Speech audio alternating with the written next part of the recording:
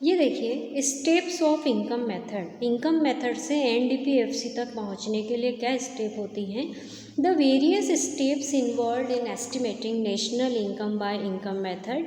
कि income method से national income count करते टाइम हमें एनडीपीएफसी तक पहुंचना है, उसके कई स्टेप्स हैं। जैसे पहली step, identify and classify the production unit.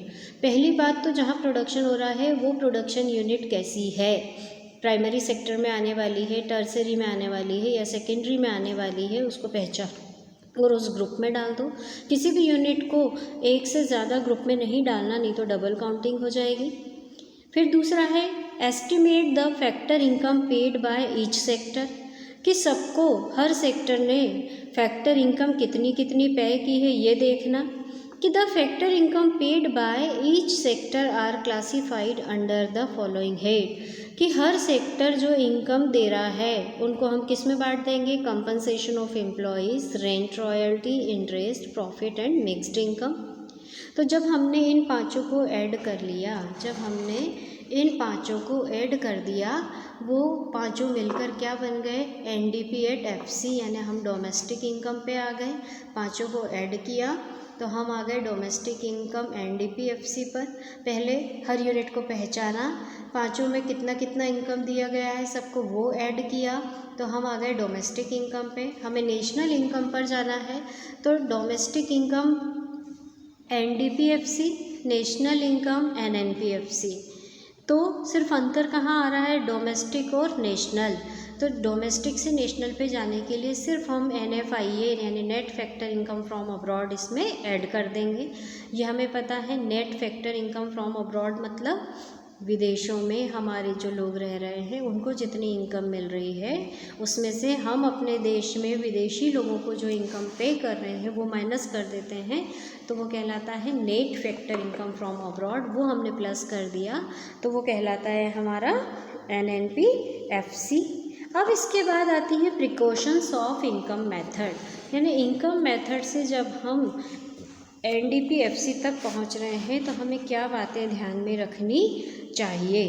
कि पहले ट्रांसफ़र इनकम, कभी भी हम ट्रांसफ़र इनकम को ऐड नहीं करेंगे। क्यों? क्योंकि ये वन साइडेड होती हैं, इसमें एक पक्ष को कुछ मिलता है लेकिन दूसरे को नहीं मिलता।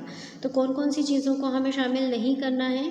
जैसे scholarship, donation, charity, old age pension are not included in the national income. इन सबको हमें नेशनल इनकम में शामिल नहीं करना, because such receipts are not connected any productive activity and there is no value addition. ये किसी भी प्रोडक्टिव एक्टिविटी में शामिल नहीं है और इनसे कोई वैल्यू एडिशन कंट्री को नहीं मिलता, इसलिए हम ट्रांसफ़र इनकम को ऐड नहीं करेंगे। दूसरा, income from sale of second hand goods will not be included. कि अगर कोई सेकेंड हैंड गुड्स को बेचने से इनकम मिल रही है तो उसको भी शामिल नहीं करेंगे, क्योंकि जब वो पहली बार बिकी होगी तब उसकी इनकम शामिल हो गई। अगर दूसरी बार बेचेंगे और फिर से हम शामिल करेंगे तो डबल काउंटिंग हो जाएगी।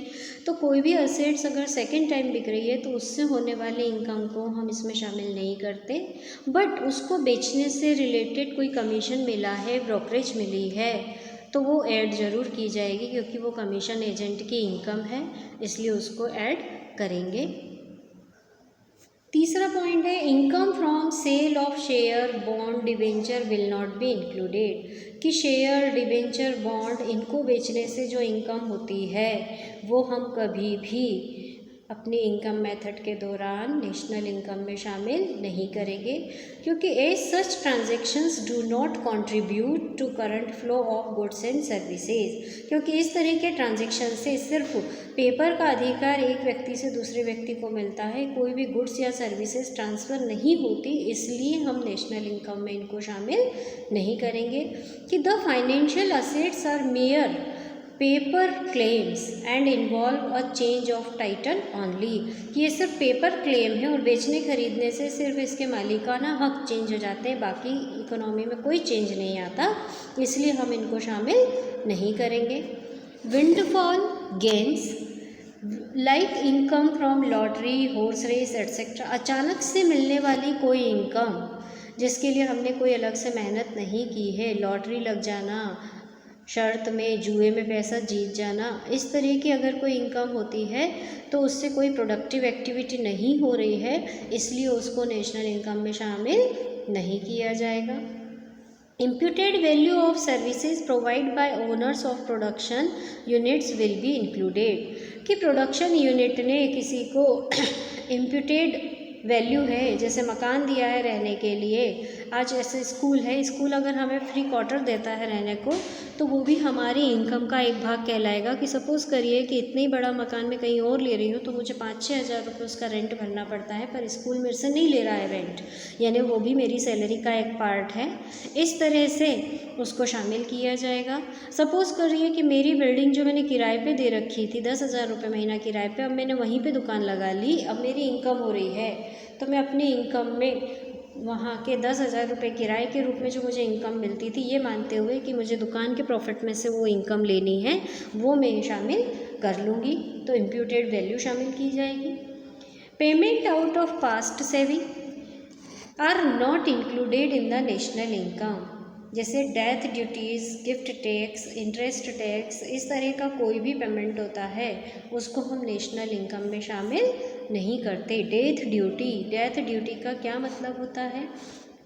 डेथ ड्यूटी का ये मतलब होता है कि किसी की डेथ के बाद अगर किसी की प्रॉपर्टी उसके घर के लोगों को या किसी को मिलती है तो उस प्रॉपर्टी को लीगली अपना बनाने के लिए आपको रजिस्ट्री करवानी पड़ती है, तो जो टैक्स आप भरते हो उस संपत्ति का वो कहलाती है डेथ ड्यूटी। तो इन सब चीज़ों को, गिफ्ट टैक्स को, इंटरेस्ट टैक्स को कभी भी नेशनल इनकम काउंट करते समय शामिल नहीं करेंगे। ये देखिए हम कौन सी मेथड की बात कर रहे हैं? Income method. इनकम मेथड से जो हमारा रिज़ल्ट सामने आता है वो रिज़ल्ट क्या है? NDP@FC। वो रिज़ल्ट क्या है? NDP@FC। अब इनकम मेथड से जब हम NDP-FC तक जाते हैं तो हमें 5 चीज़ें काउंट करना पड़ेगी। वो 5 चीज़ें क्या होगी? पहला है COE, कंपनसेशन ऑफ एम्प्लॉयज़। इसमें भी 3 शामिल है, wages and salary, wages and salary in cash, cash में मिलने वाला wages and salary, wages and salary in kinds, कुछ सुविधाएं या चीज़ों के रूप में मिलने वाली वेजेस, चाहे मकान मिल रहा है रहने को, चाहे मेडिकल फैसिलिटी मिल रही है, चाहे बच्चों को स्कॉलरशिप मिल रही है, चाहे ऑफिस तक आने जाने के लिए वाहन मिल रहा है, वो सब सुविधाएं इसमें शामिल की जाएंगी।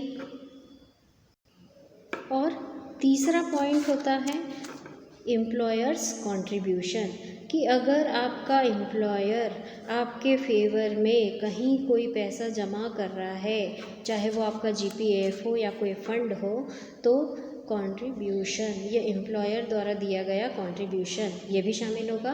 यानी जब हम इनकम मेथड से NDP-FC पर जा रहे हैं तो 5 चीज़ें ऐड करनी है। 5 चीज़ों में पहला पॉइंट है COE। उस कंपनसेशन ऑफ एम्प्लॉय में कौन कौन सी चीज़ें आ गई? Wages and salary in cash, wages and salary in kind and employers contribution.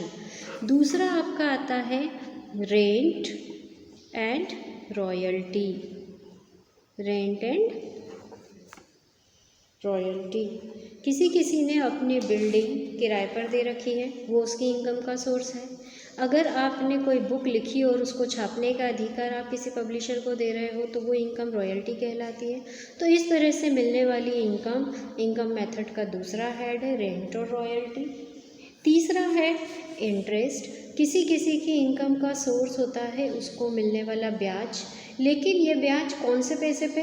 किसी को हेल्प करने के लिए पैसा दिया है वो नहीं, किसी एक फर्म ने दूसरी फर्म को उधार दिया है वो भी नहीं। अगर कोई व्यक्ति या संस्था प्रोडक्शन करने वाली यूनिट को प्रोडक्शन करने के बदले जो पैसा, प्रोडक्शन करने के लिए जो पैसा उधार दे रही है, उस उधार पर मिलने वाला ब्याज क्या कहलाता है? ये वाला इंटरेस्ट, जिसको हम शामिल करेंगे। इसमें सिर्फ ये ध्यान रखना कि किसको पैसा उधार दिया हो? प्रोडक्शन करने वाली यूनिट को। सिर्फ पर्पस क्या हो यहाँ पैसा उधार देने का? प्रोडक्शन करना। ये हमारे 3 हेड हो गए। चौथा हेड है आपका प्रॉफिट।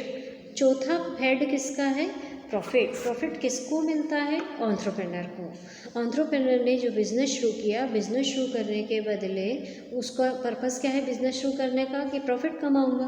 प्रॉफिट कमाऊंगा तो इन सबको पेमेंट करने के बाद, सारे फैक्टर ऑफ पेमेंट करने के बाद में जो उसकी इनकम अपने हाथ में बची वो क्या कहलाती है? प्रॉफिट। इस प्रॉफिट को वो कितनी जगह यूज़ कर सकता है? 3 जगह। क्या क्या कर सकता है इस प्रॉफिट में से? कॉरपोरेशन PORT कॉरपोरेट टैक्स भरेगा, या तो वो टैक्स देगा अपने इनकम में से, या फिर वो डिविडेंड बांटेगा, या फिर बचाकर फ्यूचर के लिए रख लेगा, तो उसको हम बोलेंगे रिटेन्ड अर्निंग।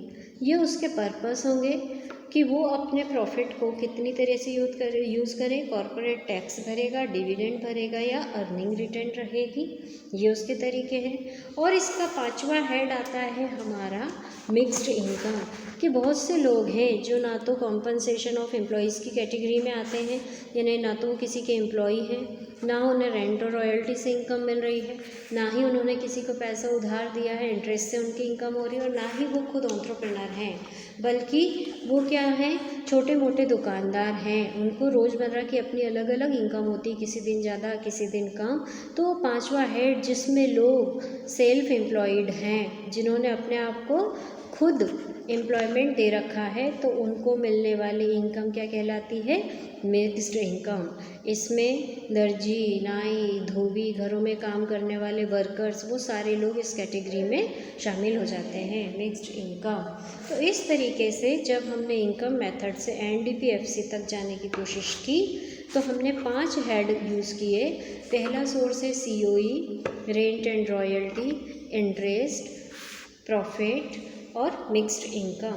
कभी कभी किसी क्वेश्चन में रेंट, रॉयल्टी, इंटरेस्ट और प्रॉफिट, इन तीनों को, रेंट, रॉयल्टी, इंटरेस्ट और प्रॉफिट, इन तीनों को एक कॉमन नाम दे दिया जाता है। उसको हम क्या बोलते हैं? Operating surplus. उसको हम नाम दिया है ऑपरेटिंग सरप्लस। यानी अगर क्वेश्चन में ऑपरेटिंग सरप्लस वर्ड लिखा है तो आपको अलग से ना तो रेंट जोड़ना है, ना प्रॉफिट जोड़ना है, और ना ही इंटरेस्ट जोड़ना है। तो इस तरह से कॉमन क्या आ गया? Operating surplus.